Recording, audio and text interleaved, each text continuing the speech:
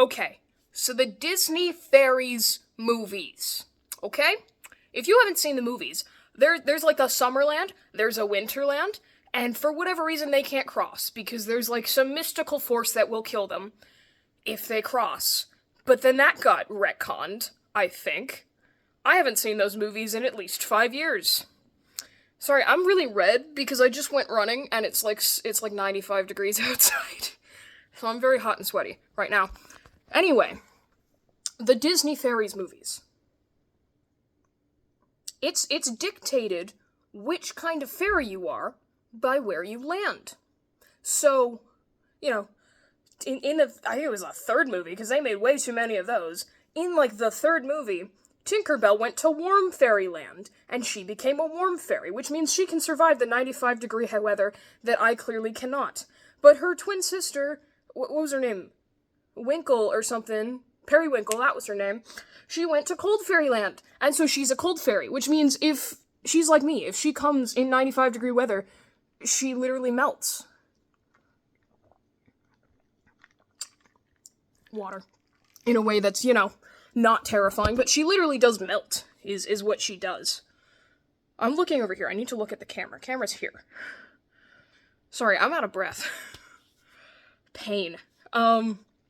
What dictates whether they're a warm fairy or a cold fairy? Is it where you land? Because that doesn't work.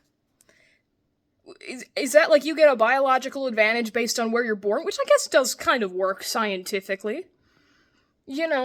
If you grow up in Canada, you're gonna get used to cold weather and you're gonna hate hot weather, and vice versa. But, that's not a biological thing. That's just, hey, I'm used to this, so it's fine. They're born in a place, which means that they literally can survive the cold, but they cannot survive the heat. They will die if they go to Warm Fairyland. Unless they get, frost or something on them. I don't know, that was unclear.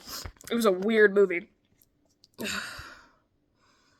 But, the only variable is the pixie dust tree, because that's what they do, right? Is you get a little daffodil boy, it's just kind of born, sprinkle some fairy dust on them, and they become a living being.